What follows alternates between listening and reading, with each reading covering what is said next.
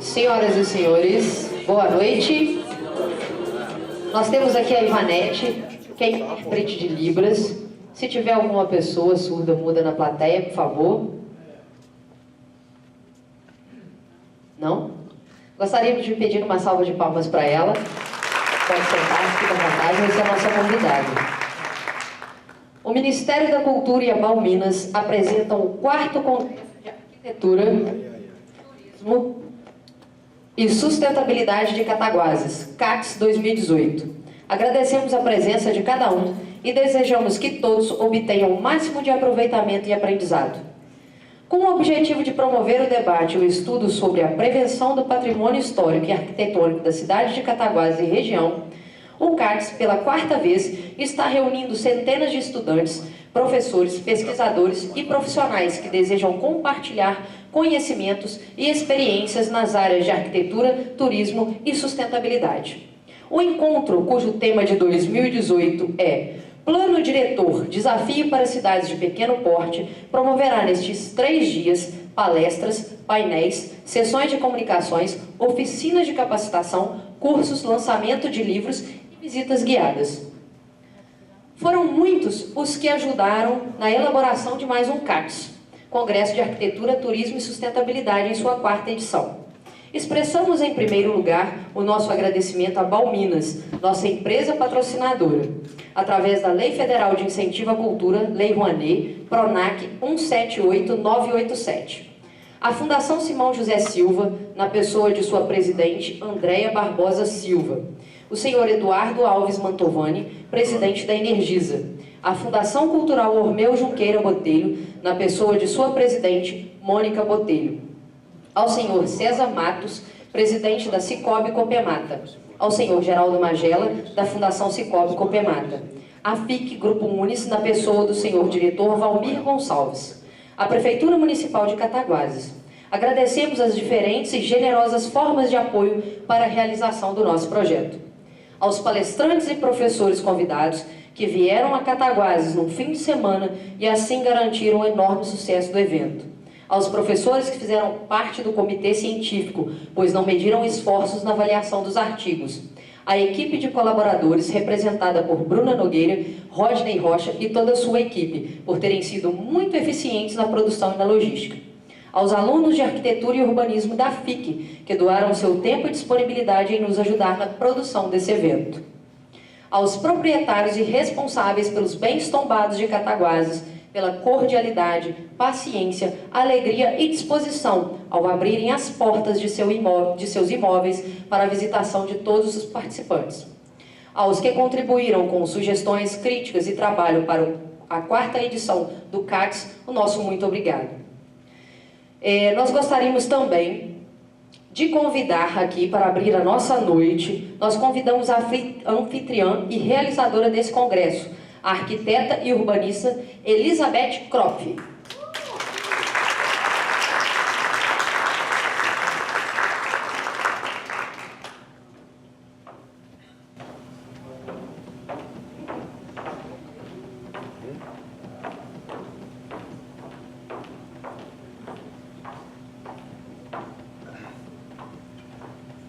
Boa noite, gente. Caros professores, estudantes, conferencistas, autoridades. Caros participantes, é um prazer recebê-los nesta 4ª edição do Congresso de Arquitetura, Turismo e Sustentabilidade em Cataguases. A década de 1920 foi especialmente importante para a cidade de Cataguases, quando esta pequena cidade do interior de Minas obteve destaque nacional por suas manifestações culturais. O cinema de Humberto Mauro, Pedro Comelo e Evanil e a literatura do Grupo Modernista Verde. Mais tarde, a partir de 1940, também se projetou nacional e até internacionalmente pela arquitetura moderna produzida, em sua maioria, pela primeira geração de arquitetos modernistas do Rio de Janeiro. Cataguases situa-se na zona da Mata Mineira, longe dos grandes centros urbanos, e segundo o IBGE, na década de 40, contava com aproximadamente 20 mil habitantes. Somando-se a isso, devemos considerar que as condições de transporte e comunicação não eram tão fáceis como nos dias atuais. Ainda assim, essas manifestações arquitetônicas ocorreram quase simultaneamente àquelas de grandes centros urbanos brasileiros, como Rio de Janeiro, no edifício do Ministério da Educação e Saúde, e Belo Horizonte, com o conjunto da Pampulha, recentemente tombado pela Unesco. Por conta disso, em 1994, o Instituto de Patrimônio Histórico e Artístico Nacional, o IPHAN, reconhecendo o valor e a importância cultural dessas manifestações, efetua o tombamento da cidade. Com a intenção de protegê-la, estabelece uma poligonal no centro histórico e também efetua o tombamento individual de 16 bens tombados, 16 bens imóveis. Não sou natural de Cataguases. Conheci a cidade em 86, quando por razões pessoais, me mudei para cá. No início dos anos 80, através das aulas de faculdade, na Faculdade de Arquitetura, já havia conhecido um pouco da sua história, sobre o modernismo presente na cidade, mas nada muito aprofundado.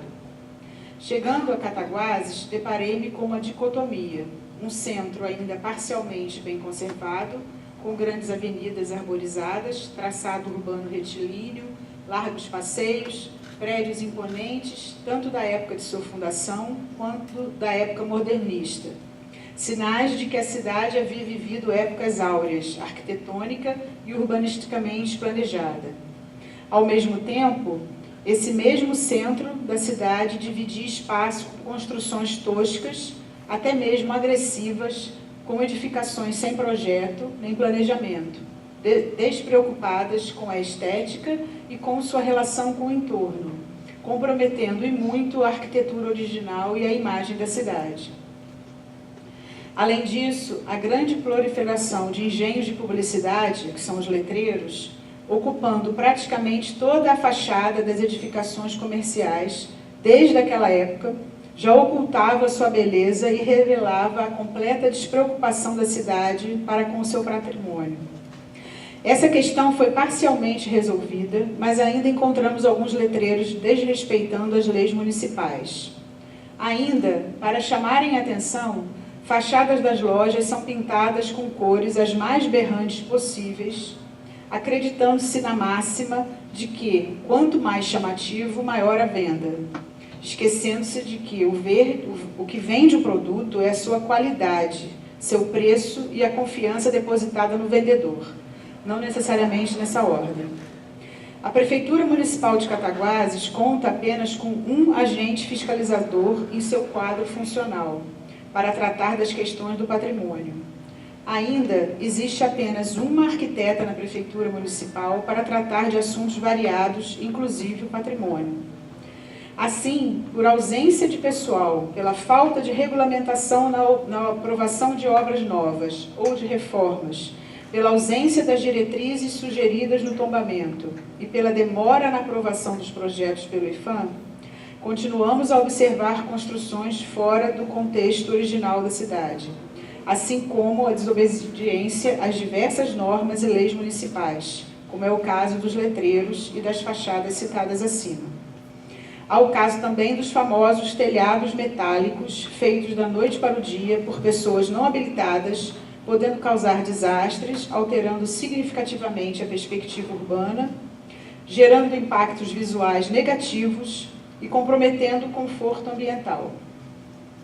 Sem contar com o enorme problema causado pela Copasa quando da implantação do sistema de esgoto na cidade, deixando-a com seu arruamento completamente irregular.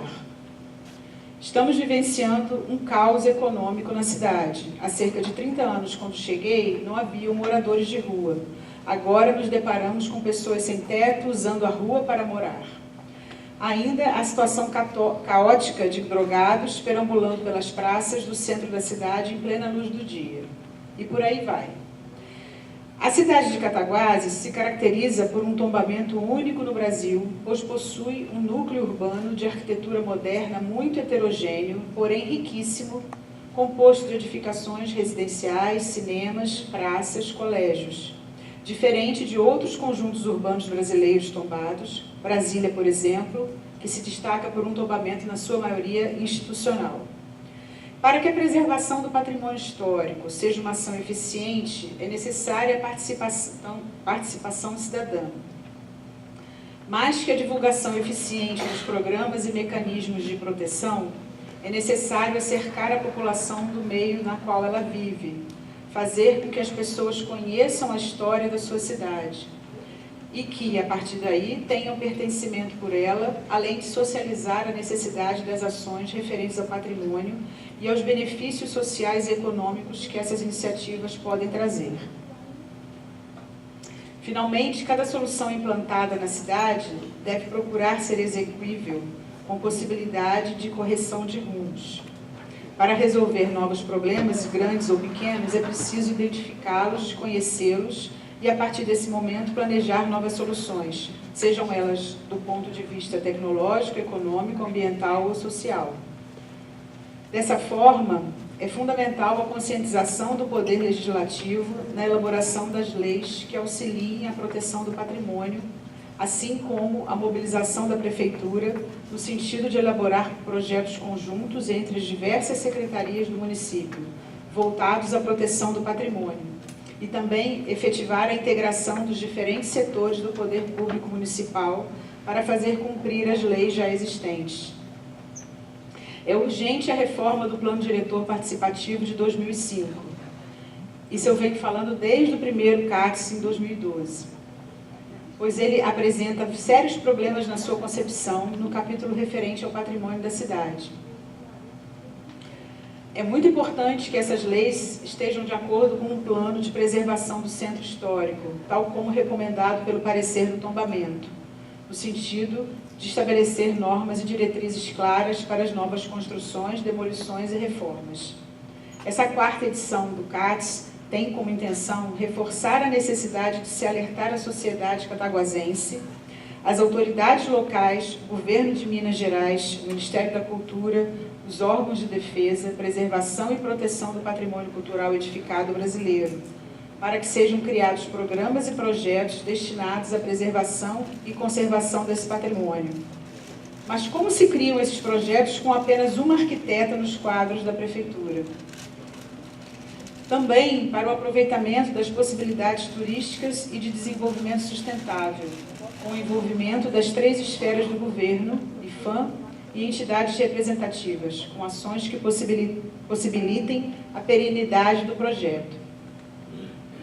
E as iniciativas devem ser estendidas não só aos bens tombados e ao seu entorno, mas partindo do entendimento de que a proteção do patrimônio ambiental urbano está diretamente vinculada à melhoria da qualidade de vida da população, pois a preservação da memória e dos referenciais culturais é uma demanda social tão importante quanto qualquer outra a ser atendida pelo serviço público.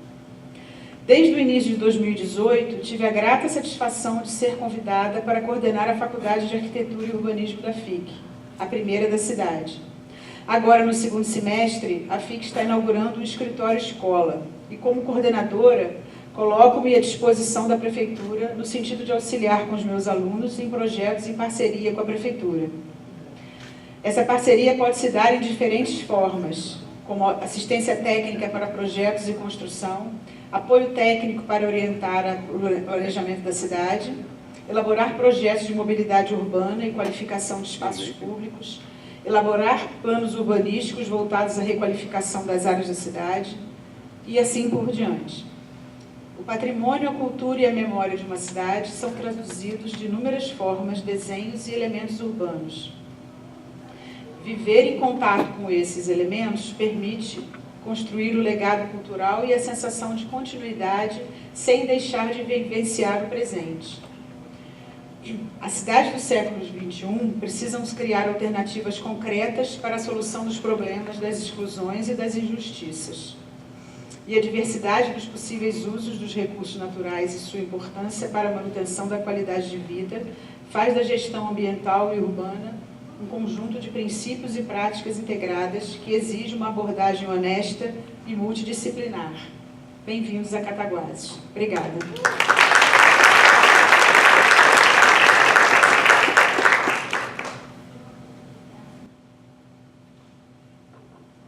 Continuando, nós gostaríamos de pedir que a arquiteta Elizabeth Croft permaneça no palco, por favor.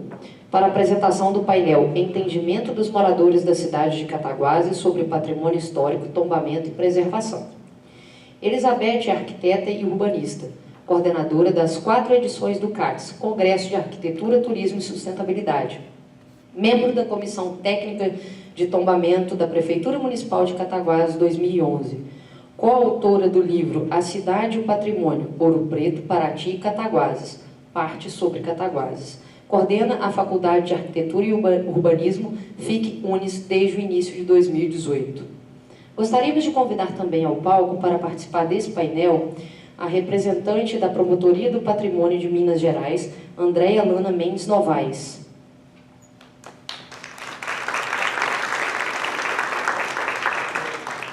Que discutirá o tema Arquitetura Moderna como Patrimônio Cultural, discussão sobre as questões específicas de preservação da arquitetura moderna.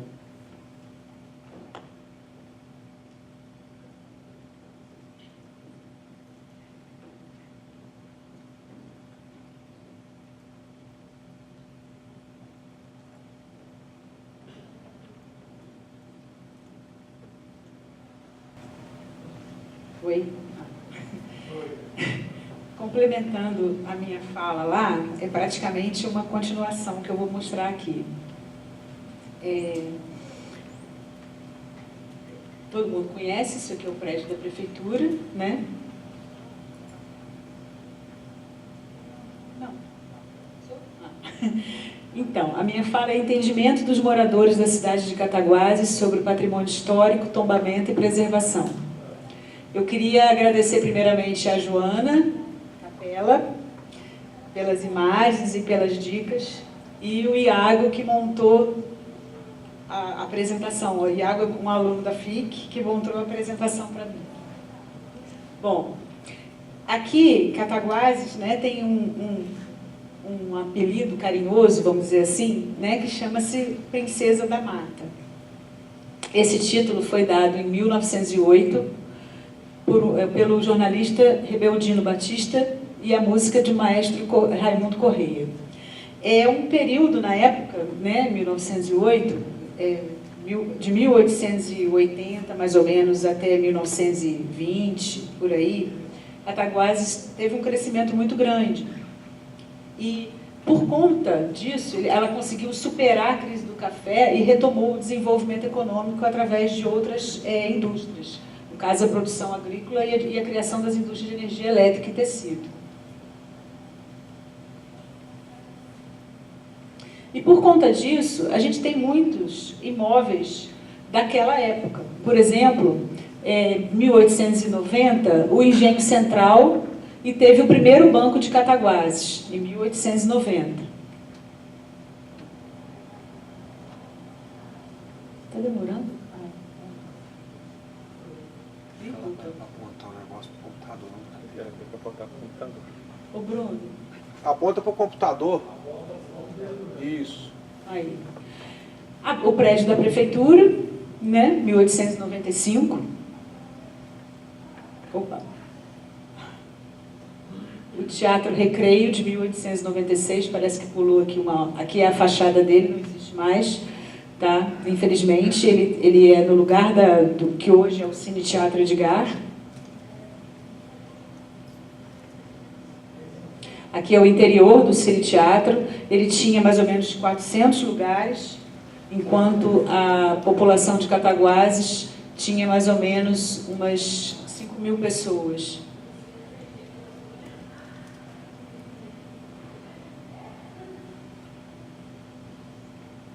A Escola Coronel Vieira, isso que vocês estão vendo aqui, ó, são alunos da escola. Aqui é o canal da Avenida Astolfo Dutra, nem ainda tinha sido urbanizado.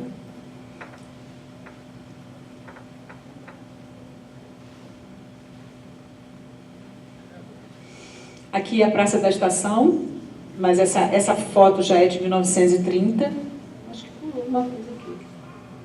Não, tá certo. E aí, a gente faz essa pergunta, né? A gente fala que quem ama, cuida, né? E a gente sabe cuidar da nossa cidade? Será que a gente está sabendo cuidar da nossa cidade?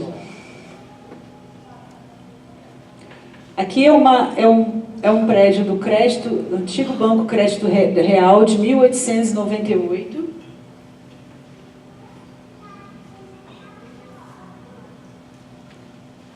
Mais tarde, em 1916, ele teve essa aparência, já mudou a configuração. Aqui é uma foto de antes de 2015, tá? Onde os letreiros eles acabavam com a frente do prédio. Aí, a Promotoria do Patrimônio veio na cidade, fez um estudo e na realidade, assim, fez uma lei ser cumprida e mandou retirar todos os letreiros, tá? Mas ele ficou com esse aspecto aqui. Ou seja, a gente tem que pensar, né, se foi bom? Foi, mas, enfim. E ele poderia estar, de repente, assim, né, uma coisa limpa, para aparecer a arquitetura. Da mesma forma, essa aqui é uma foto de uma loja numa esquina, da esquina do Calçadão. Essa foto é de 1932. Antes do decreto de 2015, isso aqui que era a aparência, era uma loja só e viraram várias lojinhas.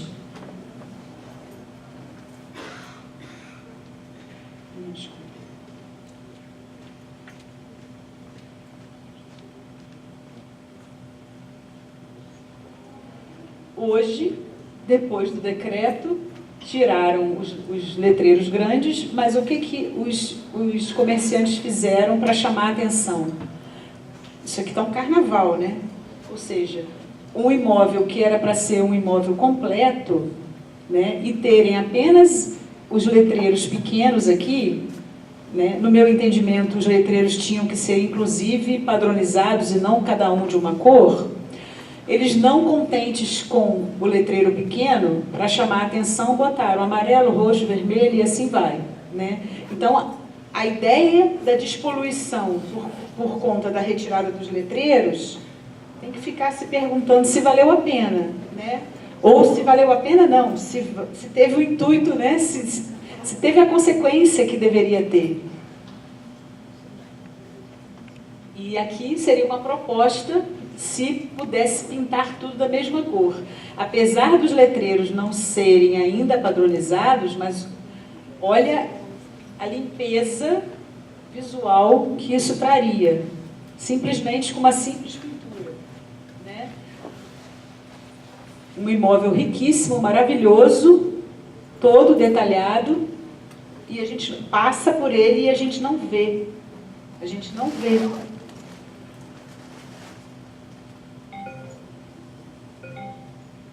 Aqui é um outro caso, é um Hotel Brasil, na outra esquina da Rua do Comércio, que é essa rua aqui, né? A outra foto foi do início da rua do lado de cá, e aqui é na Praça Rui Barbosa. Aqui, isso aqui tudo era um hotel, tá? Um prédio muito bonito também, todo detalhado. Antes do decreto, era até famoso, né? Nosso café Mulambo. Você vê, aqui tem uma cor, aqui tem outra, aqui tem outra, aqui tem outra. Tá? E ainda colocaram, abriram portas, porque como dividiram completamente o espaço, então foi vendido, essas partes foram vendidas e cada um resolveu abrir uma porta para poder ter acesso ao interior da edificação. Isso aqui também ainda da época antes do decreto, na outra visada, né? A outra foto era daqui, agora a foto daqui. E agora, depois do decreto, fizeram aqui, tiraram os marquises, colocaram aqui os letreiros pequenos, mas não satisfeitos, esse comerciante aqui pintou essa fachada dele aqui sei lá, de bege, e essa aqui pintou com uma cor meio arroxeada, meio hortênsia, que vocês vão ver mais em detalhe para frente. Então, olha só, você tem o roxo, você tem um tom bege, você tem o outro tom verde. E ainda tem aqui o detalhe vermelho aqui, porque como não poderia colocar mais o letreiro, mas eles aproveitaram e botaram a frente em vermelho. Aqui, ó, dá para ver bem aqui, ó. Né? A beleza que ficou isso. E aqui seria, se pudesse ser todo de uma cor só, né? A harmonia, a beleza do prédio iria... Essa foto aqui é uma foto antiga que foi colorida, né? Só para a gente ter noção de como é que ficaria. Claro que hoje não existe esse prédio aqui, mas esse prédio aqui ele poderia estar do mesmo jeito que está esse aqui.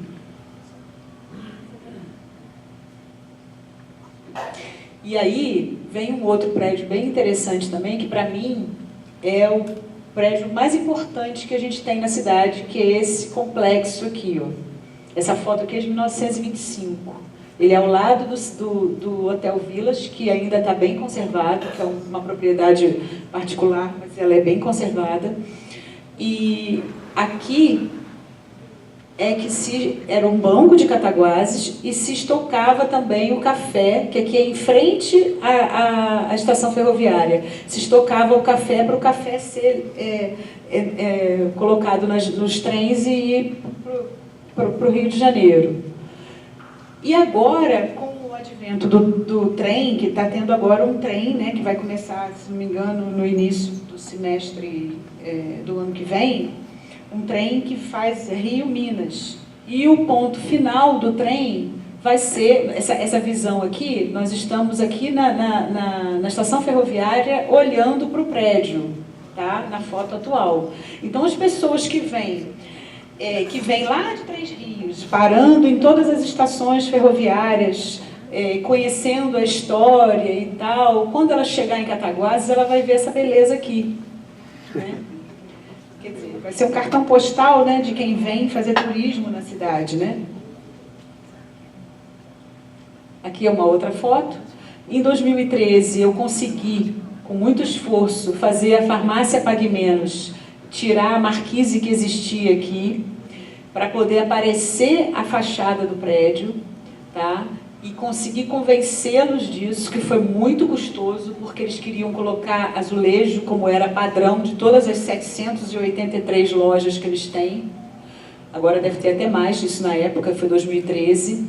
E aí o intuito meu era restaurar essa parte e depois a prefeitura pudesse convencer, né, a todo o prédio ficar na mesma cor escolhida aqui, que foi a cor que a gente achou que era a mesma cor daqui.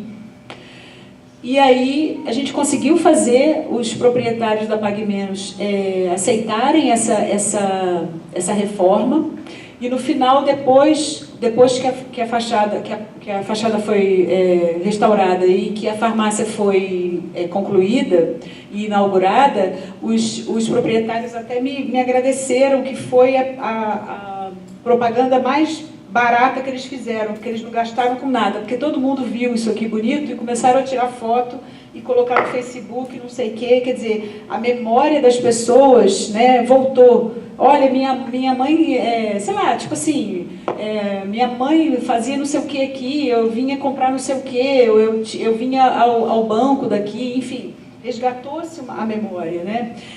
Mas isso a gente tentou em 2013, logo depois que foi feito isso aqui, a gente tentou que o DEMPAC e a prefeitura na época efetuassem ações que pudessem fazer com que esses proprietários fizessem a mesma coisa. Mas isso não aconteceu, pelo contrário, cada uma pintou de uma cor. E agora, a própria Pague Menos, que antes não tinha esse vermelho aqui, creio eu, né, que ela nem me consultou,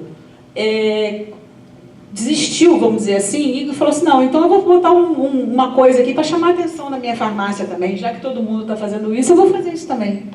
Né? Então, antigamente, quando foi inaugurada a farmácia, era só esse letreiro aqui. Eles resolveram agora colocar esse negócio vermelho aqui. Né? Como não existe vamos dizer assim, fiscalize, né? Então virou um carnaval, né? Aqui é uma outra foto de um outro lado. Aqui é uma foto frontal. Essa loja aqui também desfigurou completamente o prédio, que eles são todos homogêneos, aqui é uma linha, né, central, eles espelhado, né, do lado de cá e do lado de lá, mas aqui abriram tudo. Opa, desculpe.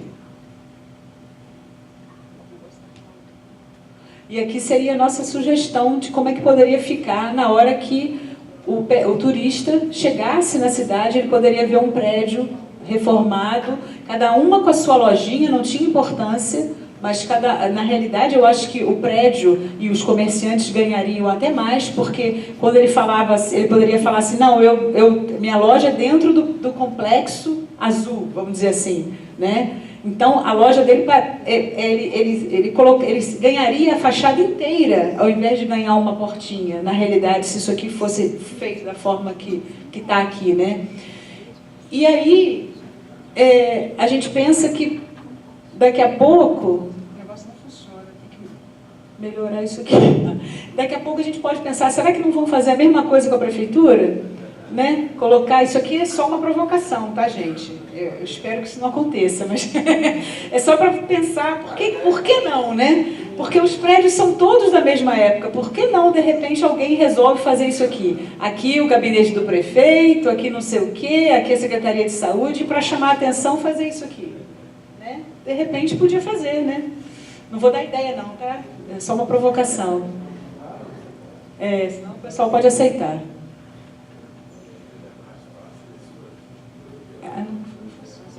Não, tá?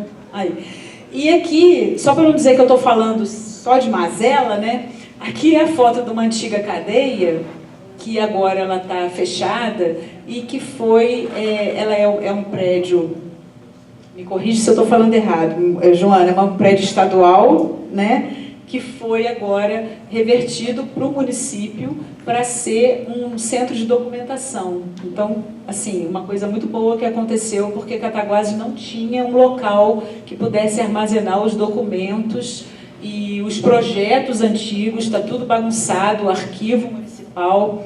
Então, assim, isso foi um ganho muito bom, muito legal para Cataguases. Então, vai ser, espero eu, que eles reformem esse prédio da antiga cadeia, né, para poder reverter isso como sendo um centro cultural, né, no sentido de ser uma biblioteca, um arquivo público, enfim. Então, aqui é uma outra foto, né? Você que está mexendo aí? Aí uma outra coisa.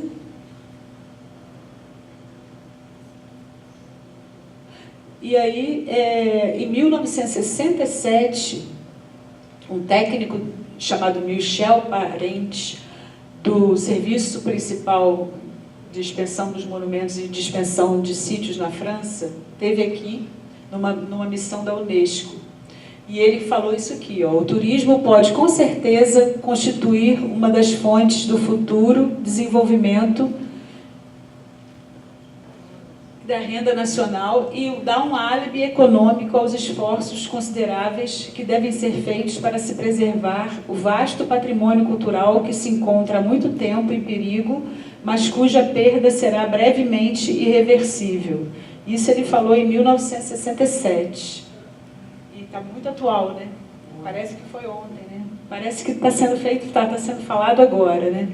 Então, assim, o alerta, né, e a provocação que eu queria deixar é que, de repente, a gente só pensa no tombamento e só pensa no modernismo, e a gente tem um monte de prédios bonitos, antigos, de uma época que foi, vamos dizer assim, a precursora do modernismo, né, uma época áurea da cidade, em que Cataguases despontava na região.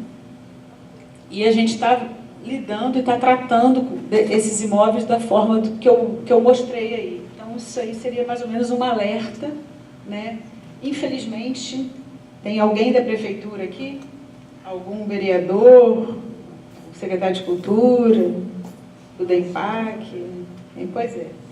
Infelizmente, não tem ninguém que a gente, né, poderia discutir sobre isso, enfim.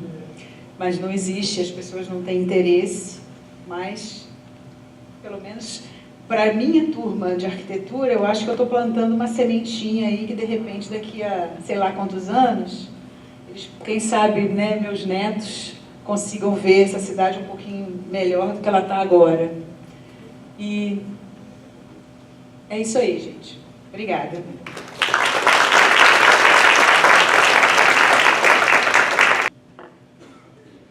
Boa tarde, gente. Boa noite, né? Vou pedir licença para falar de pé. Só corrigir, né? O tema que eu vou falar é mais amplo. Vou falar sobre as diversas dimensões do patrimônio cultural. Vai ser uma palestra de muitas fotos para que a gente possa mostrar que o patrimônio cultural não está só resumido a edificações, a um estilo. Ele é muito mais amplo do que a gente imagina. Eu sou Andréia, sou arquiteta urbanista, trabalho no Ministério Público há 11 anos. Antes de eu entrar no tema que me foi proposto, eu queria explicar um pouquinho como que o Ministério Público começou a atuar nesse assunto, né? A gente, em Minas Gerais, tem agora com a Pampulha 5 sítios reconhecidos pela Unesco como Patrimônio Mundial. E nós temos o Círculo do Ouro, que são as conhecidas cidades históricas de Minas. E aí, no ano de 2003, criou-se um grupo com os promotores de justiça dessas cidades conhecidas como cidades históricas de Minas. E o objetivo da criação desse grupo foi uniformizar as ações de patrimônio cultural em todos esses municípios. Foi um embrião para a formação da Coordenadoria Estadual de Promotoria do Patrimônio Cultural e Turístico de Minas Gerais, que foi criada no ano de 2008, com apoio do Ministério do Turismo. A nossa promotoria, ela trata sobre todos os temas da área do patrimônio cultural, e a gente presta o apoio técnico e jurídico para todos os promotores de justiça das 294 comarcas do estado de Minas Gerais. A nossa equipe é super reduzida, mas a gente tem conseguido atingir esses municípios todos da cidade de Minas Gerais, que foi nos últimos 3 anos, a gente conseguiu, com as poucas pernas que a gente tem, chegar até lá, né? Já acho que foi um grande avanço. E aqui eu faço uma reflexão. Eu vou ler para que a gente possa refletir juntos. Em Minas Gerais, pela linguagem comum, há cidades históricas e cidades. Por que Ouro Preto é mais histórica que Juiz de Fora? Por que Diamantina ou Tiradentes, São João del Rei ou Sabará tem esse adjetivo e Divinópolis ou Belo Horizonte não o tem? Por acaso a capital mineira não traz em sua vida a história de um planejamento republicano, positivista e moderno, marca do tempo da sua construção e meta de sua vivência como cidade-capital, no diálogo com as marcas de tempos passados, presentes e futuros? Belo Horizonte é tão histórica quanto Ouro Preto, que, por sua vez, tem historicidade com a mais recente cidade mineira, ou como Brasília, ou como Palmas. Ou seja, para o Ministério Público, todas as cidades são consideradas históricas, por mais recentes que elas sejam. E aqui a gente traz algumas cidades de Minas Gerais, que não são do Círculo do Ouro, mas que têm edificações preservadas tão importantes quanto essas cidades. Aqui é a cidade de Alvinópolis, que fica na região central, que tem edificações do período do eclético, né, do ecletismo, edificações coloniais. Campanha, no sul, que tem um núcleo histórico tombado, bem heterogêneo, onde predominam edificações do período colonial, edificações também do ecletismo. Grão-Mogol, no norte de Minas, que tem uma arquitetura vernacular de pedra riquíssima, e foi reconhecida, teve seu núcleo histórico protegido pelo município e agora também, recentemente, protegido pelo IEFA. Matias Cardoso, também no norte de Minas, que essa igreja é tida como a igreja mais antiga de Minas Gerais, e eu não sei a data exata, mas uma vez por ano a capital é transferida para Matias Cardoso e tem toda uma comemoração. E o núcleo histórico é característico do período do ecletismo. E Cataguases, né, que a gente é conhecida como a capital da arquitetura modernista da Zona da Mata, mas eu entendo que Cataguases é muito mais do que isso, né? E aqui eu coloco uma frase de um amigo recente, do Carlos Henrique Rangel, que diz: resquícios coloniais do século XIX e os casarões ecléticos do início do século XX, ameaçados pela omissão, precisam e devem ser protegidos. Cataguases não é somente uma cidade moderna, vai além. O IPHAN cumpriu seu papel de proteger aquilo que extrapola o interesse local e interessa a todos os brasileiros enquanto um povo diverso e rico em cultura. Cabe ao município proteger o que interessa à sua localidade. Aquilo que fala e transpira a alma de Cataguases vai muito além do moderno. Bom, agora eu cheguei o que eu me propus a falar, que é sobre as diversas faces do patrimônio cultural. Eu não vou ler, porque esse artigo 216 já é o nosso conhecido, né? Todo mundo aqui já ouviu falar, e a gente sabe que a partir daí ampliou-se o que tinha-se, né? A concepção como o que era patrimônio cultural. E, além de tudo, fala no parágrafo 1º que a responsabilidade é do poder público, mas de todos nós, como comunidade. E aqui eu estou dando um exemplo do que a gente considera patrimônio cultural nas suas mais diversas faces. Aqui eu mostro duas fontes de água: a Biquinho Bom Despacho e o Chafariz do Rosário Sabará. O primeiro tombado em nível municipal e o segundo em nível federal. Ambos com a mesma importância para aquela localidade. Cemitérios. Aqui o primeiro cemitério dos escravos em Santa Luzia, tombado pelo município, e o monumental cemitério do Bonfim, Belo Horizonte, tombado também pelo município. Ambos ameaçados, o primeiro por abertura de uma estrada e o segundo pelo descaso e pelos furtos. A gente faz uma comparação do mais rico acervo das igrejas coloniais de Ouro Preto com a pequena igreja de São José do Meloso, na cidade de Conceição do Mato Dentro, que também possui proteção do município e hoje está praticamente engolida pela mineração que está acontecendo ali na região. A mais singela edificação de estações ferroviárias, a linha Antônio Carlos, perto da cidade de Barbacena, e a estação de Barbacena, ambas tombadas pelos municípios. E aqui é uma brincadeirinha, né? O sobrenatural e o abençoado. Essa edificação da Casa da Ponte em Iguatama tem a fama de ser uma casa mal assombrada. Tem tombamento municipal. E aqui o patrimônio arqueológico das ruínas da antiga Capela de Santo Antônio, onde minha Chica foi batizada em São João del Rei. Ambos têm a mesma importância como patrimônio cultural, cada um com suas características peculiares. O colonial e o modernista. Um estilo não é mais importante, não é mais representativo que o outro. O sagrado e o profano.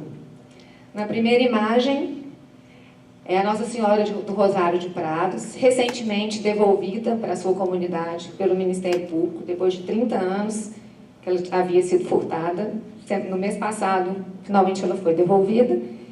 E aqui a zona boêmia de Araçuaí e a famosa Maria Cheirosa, que é um patrimônio tombado pelo município. Os fortes e os frágeis. A primeira imagem é o Forte de Brumadinho, que é um patrimônio arqueológico ali perto de Belo Horizonte, na região metropolitana, que atrai muitas pessoas da área do ecoturismo. E aqui os frágeis, a Fazenda da Pedra Redonda.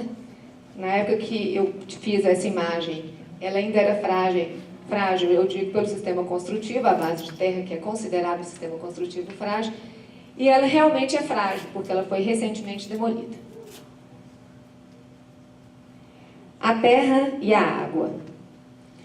Sim, nós podemos proteger como patrimônio cultural serras, aliadas, né, às proteções ambientais necessárias. Da mesma forma, a água.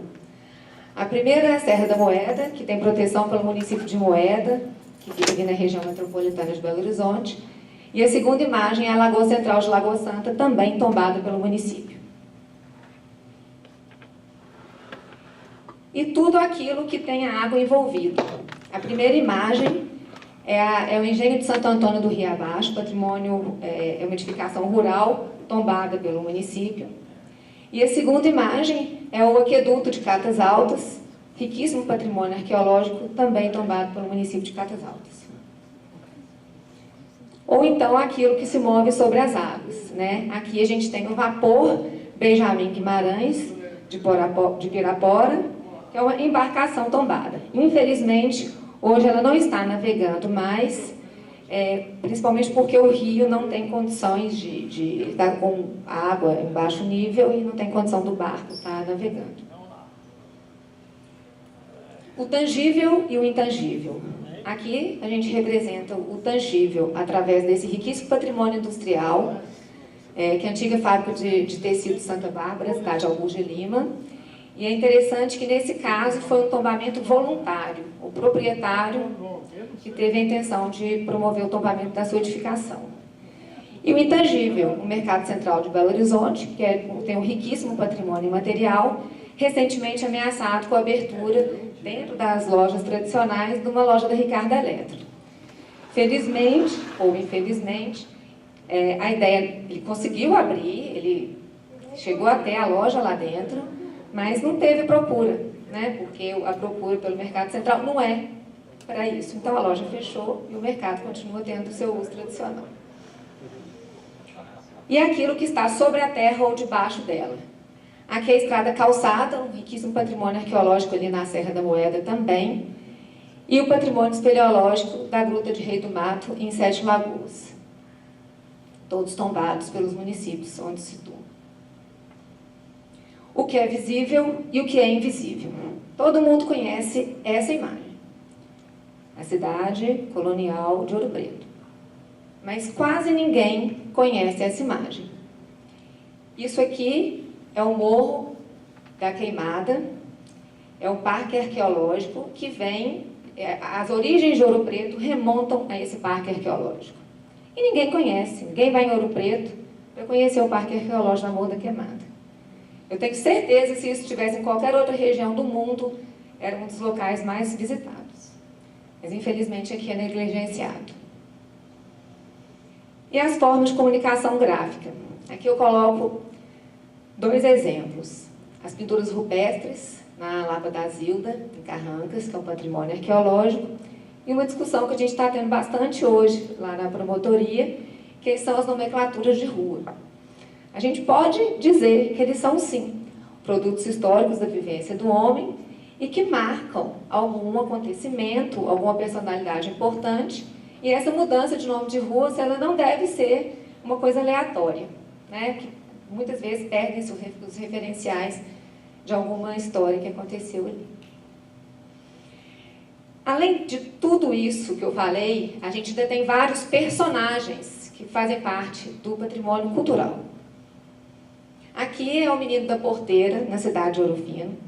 Recentemente, o promotor nos ligou apavorado que a gente tinha que ir lá, porque estavam construindo boi sem coração. Quem conhece aquela canção, né, de Sérgio Reis, do Menino da Porteira, e o boi sem coração matou o Menino da Porteira. Então, as pessoas da cidade estavam indignadas que estava sendo construído o boi sem coração. E, infelizmente ou felizmente, ele foi construído, está lá, e as pessoas da cidade não gostaram muito, porque o queridinho deles mesmo é o Menino da Porteira. Em Fronteira tem o famoso Bernardão, que era um escravo e que tem as lendas urbanas sobre ele. Ele está lá na cidade, é um patrimônio tombado. Ele tem esse mastro na frente por questões, né, que as pessoas não queriam que ele aparecesse da forma como ele foi concebido, mas ele é o patrimônio tombado do município de Fronteira. Em Mar de Espanha tem esse famoso bicho preguiça que habita a Praça Central. Ele não tem proteção, mas deveria ter.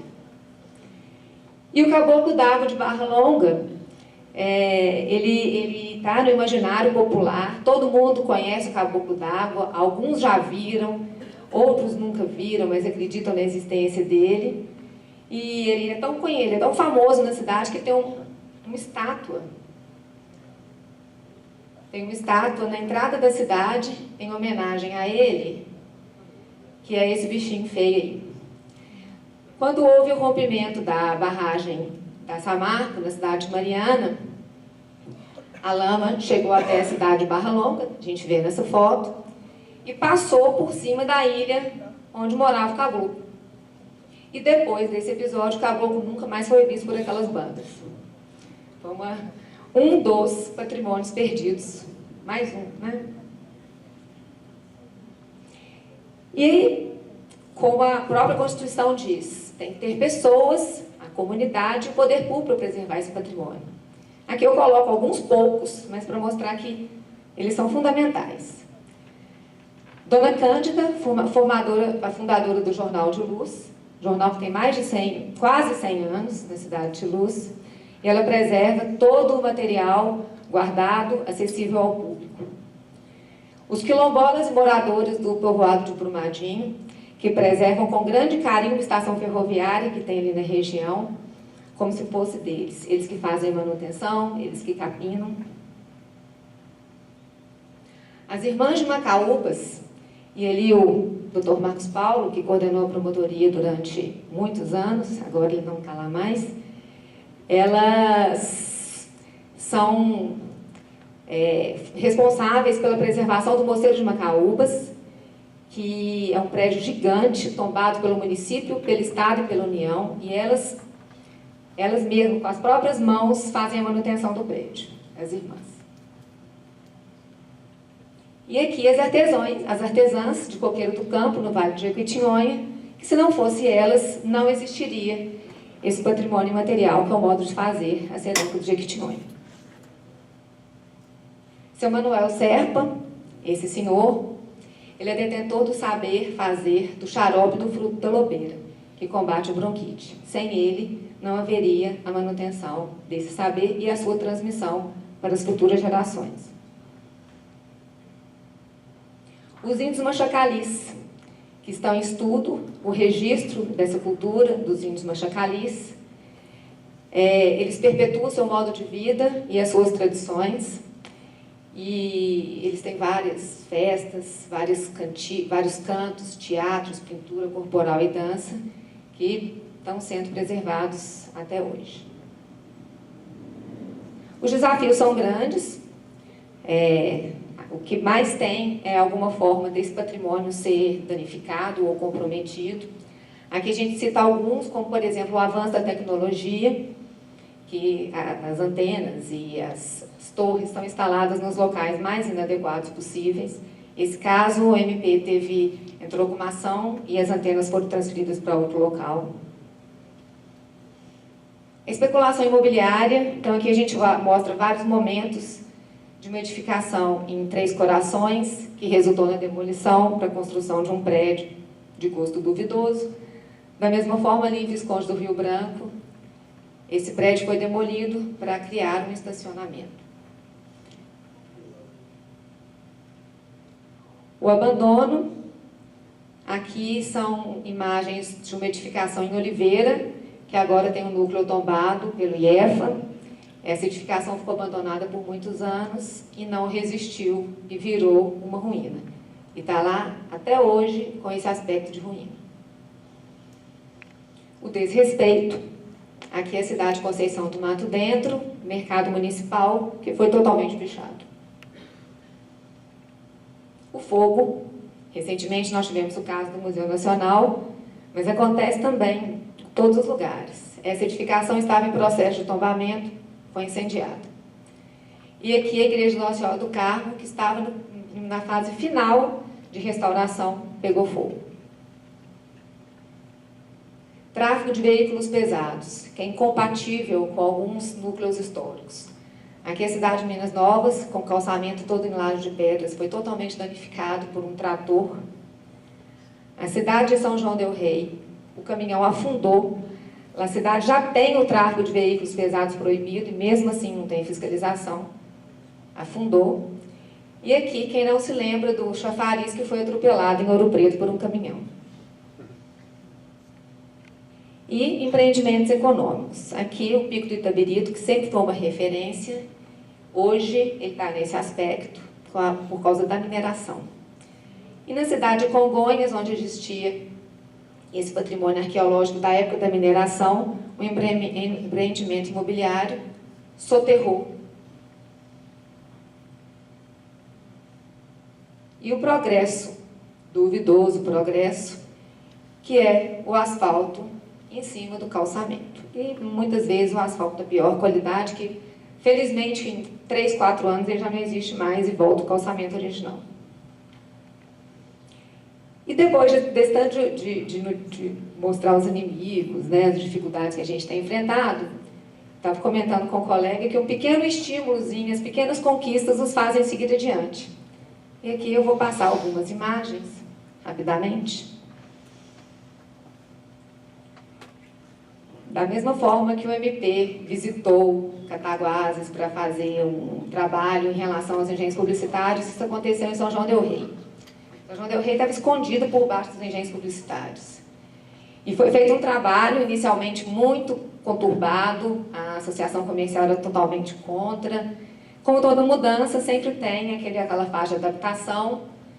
E depois que foi implantado e que a cidade surgiu por baixo dos engenhos publicitários, hoje eles enxergaram que eles tinham um potencial grande e que não haveria a necessidade de terem placas tão grandes. E aqui a gente mostra algumas fotos de antes e depois. Vou voltar lá. Antes e depois, antes e depois. Ainda tem uns, né, que insistem em manter as suas propagandas, mas são uma minoria, felizmente. Antes e depois, antes e depois.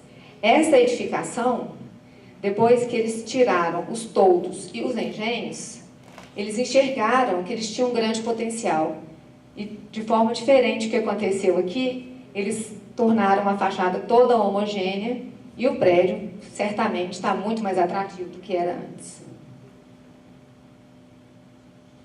A Fazenda Paraupeba em Conselheiro Lafayette, ela estava assim, agora ela foi totalmente restaurada. A antiga biblioteca de Caeté, que foi inaugurada segunda-feira, é a nova sede da Promotoria de Justiça de Caeté. A Casa do Florão em Pitangui, em total estado de abandono, e a Casa do Florão restaurada. Casarão dos Araújo em Belo Vale, Casarão dos Araújo restaurado. Igreja Nossa Senhora da Conceição de Acuruí, em Itabirito, e Igreja de São Gonçalo do Monte, em Itabirito. Foi um trabalho fantástico feito em parceria da promotoria com a Fundação Iara Tupinambá. Eles deram curso de formação para os moradores, eles que trabalharam nessas restaurações e, ao mesmo tempo, eles têm um ofício para poder continuar trabalhando nisso, já que a região é tão rica. E eu termino mostrando essa imagem dessas crianças de Conceição do Mato Dentro, porque é para elas e para as futuras gerações que nós lutamos pela preservação do nosso patrimônio cultural. Deixo aqui os meus contatos e vou mostrar esse cartaz que o Ministério Público tem interesse nessa causa. Então, denunciem e nos ajudem a preservar o patrimônio cultural de Minas Gerais. Obrigada.